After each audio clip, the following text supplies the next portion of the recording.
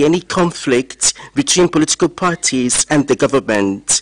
Secondly, I must state how relieved I am to see that the National Electoral Commission is taking part in these consultations.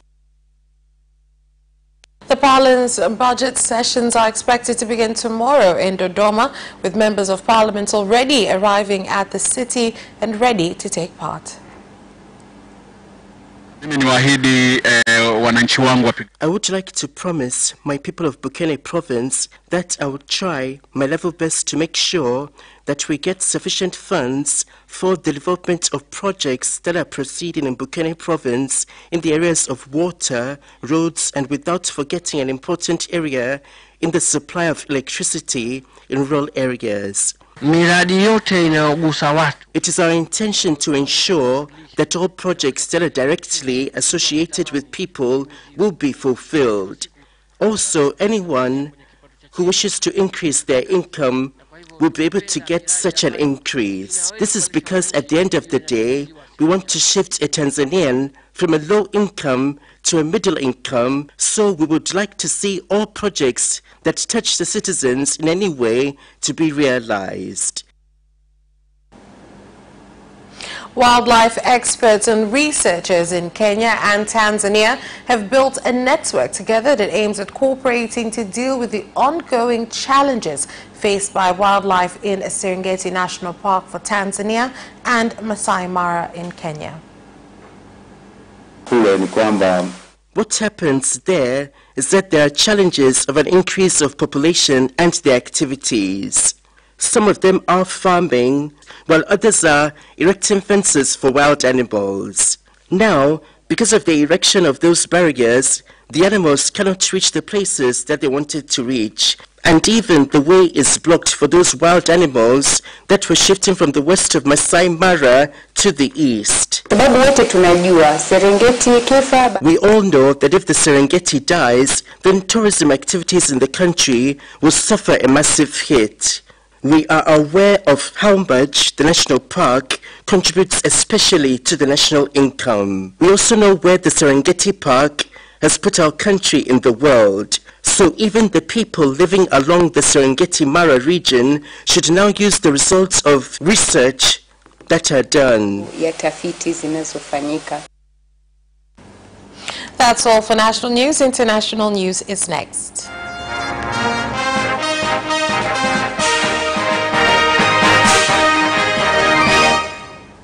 And in international news, members of Parliament in Uganda are expected to debate and evaluate a bill that is aimed at setting term limits for female representatives that serve in Parliament for a long period of time. The bill is said to be aimed at providing educated and young girls the opportunity to be representatives in various positions within Parliament. Positions under affirmative action at least should have term limits, at least 2 terms maximum. These 2 terms will empower women economically to compete with men at higher levels and give room for another young woman to explore the opportunity. Why limit only the women? Why limit only women? Don't men pave way for women to participate in political higher levels? There should be transparency in democracy of this country. With 19% of 54 million Kenyans without employment, many of whom are youth under the age of 35, the government of Kenya has now said that 76% of Kenyan youth play the lottery to have pledged to do away with this gambling by the end of July. Today, in my village, they actually transformed our country into a totally betting country. We in Kenya are leading on this continent on the population of our young people who are involved in betting. Effective 1st of July, all betting licenses in the country stand suspended unless the holders have paid all their taxes. With 1 week left for Rwandans to enter into the 25th commemoration week for the Rwandan genocide, the exercise to renovate the memorial center storing the bodies of those who died during the genocide have begun, with President Paul Kagame joining residents of Gahanga who renovated and cleaned Nyanza Genocide Memorial Center. We need development because we need better life under good relations among ourselves. Let us cooperate in this. When you visit countries that forms East Africa community, whether Kenya, Tanzania, Uganda, South Sudan or Burundi, you should participate in community events in those respective countries. Ibyo rero nta gishobora kutubuza kubigeraho. And that is all for international news. Do stay with us. We'll be back with business news after this break. Watch Business Edition as we talk to business leaders and experts in sectors that are transforming Tanzania's economy. To be rich, I have to be a business person. It's not an easy road at all. People need to understand. You must quickly think how cost effective are you going to be. Business acts as a way in which it can bridge that gap. Business Edition will keep you informed on latest developments in the financial sector, extractive industry, tourism, agriculture, energy, construction, and so much more. Meet entrepreneurs who create employment opportunities. Watch Business Edition on Friday at 8:15 p.m.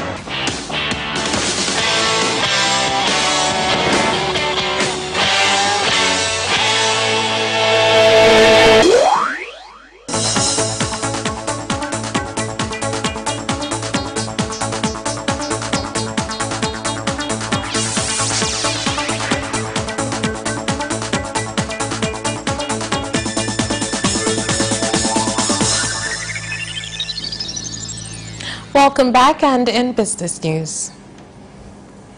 Tanzania Revenue Authority TRA has directed building owners in the country to have the habit of paying new building taxes so as to avoid disturbances that occur when the exercise is about to be completed. Kuanzia mwaka jana kama ambavyo mliona maagizo ya Mheshimiwa Rais wa Jamhuri ya Muungano wa Tanzania. Regarding last year's directives from President Dr. John Pombe Magufuli and our parliament passed these friendly standards, there is no excuse of delaying payments anymore because building taxes are 10,000 for a normal house, 50,000 for every floor of a story building in towns and cities, 20,000 for flat apartments within district councils. This shows that there are no rooms for excuses of not paying this important tax.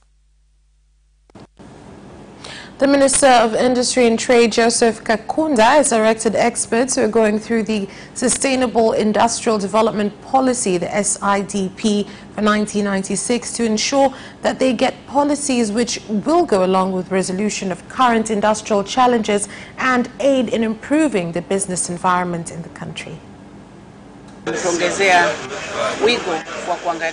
It is important that we look how raw materials, infrastructures, skills and education are being prepared in allowing excel of industrial sector.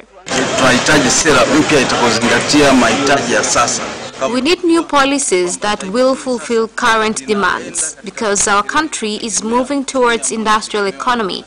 That is why I have insisted on involved stakeholders to come up with new policy recommendations that will give answers to challenges faced in the sector right now.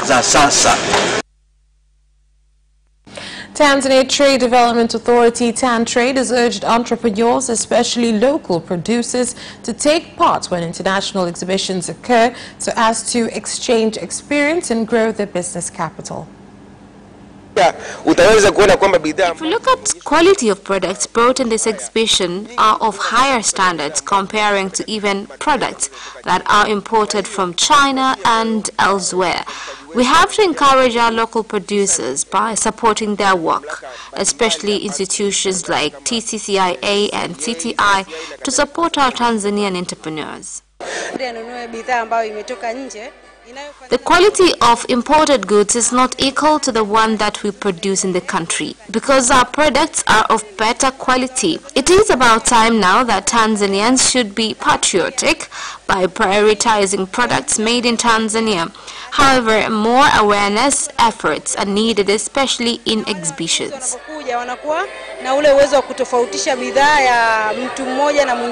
Napima kwa siku 6 kwa muda mfupi kabisa.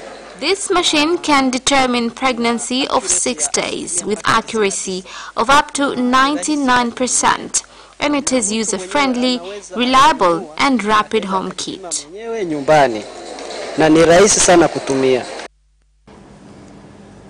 That's all for business news. Sports is next.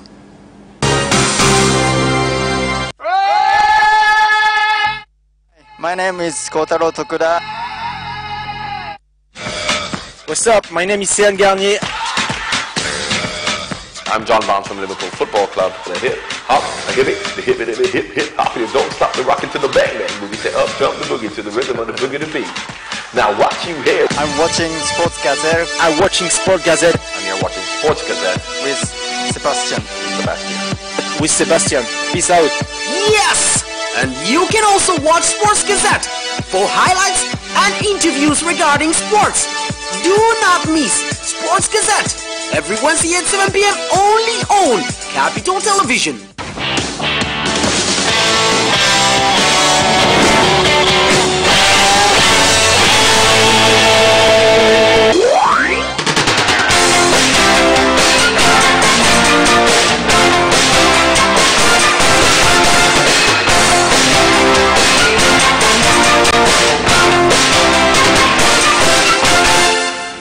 And in sports, the Football Federation, TFF, have announced that Young Africans Club members, that's younger, will conduct their general elections on the 5th of May. The candidates will be told of the decision. From 30th of April to 4th of May will be campaign days for the candidates, and the general election will take place on the 5th of May.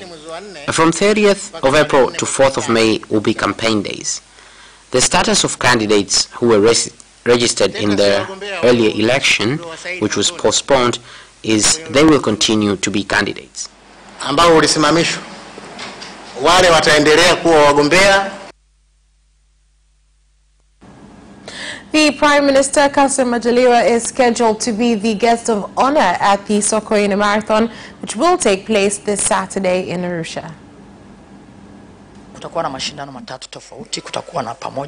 There will be 3 different competitions. There will be the Pamoja Walk, Furaha Run, and the Uzalendo Half Marathon. The half marathon will be the biggest, and it will have bigger prizes. The winner will get 1 million shillings, then 800,000, then 700,000 shillings, up to the 15th person who will get 50,000 shillings. But the gap between them is not too big.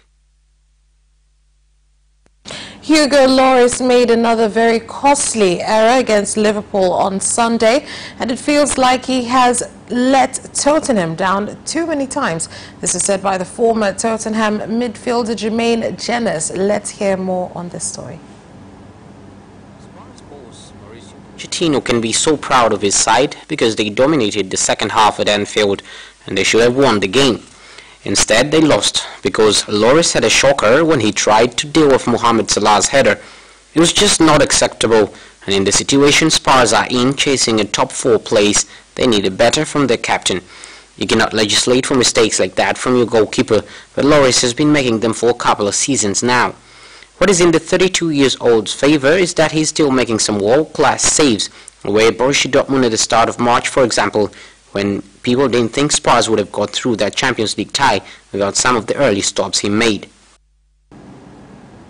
Manchester United manager Ole Gunnar Solskjaer says Paul Pogba is happy at the club amid rumours linking the midfielder with Real Madrid. I described the Spanish Giants as a dream club for every player, while on international duty with France, and Real boss Zinedine Zidane has said he likes the 26-year-old a lot. While Solskjaer said on Monday he didn't talk about himself, he said anyone would like to play for Real Madrid. Pogba rejoined United from Juventus in 2016 for the world record £89 million, but his future at Old Trafford appeared in doubt earlier this season. And that sports item ends our news bulletin. On behalf of everyone who worked to bring you this bulletin, thank you for watching and have a good night.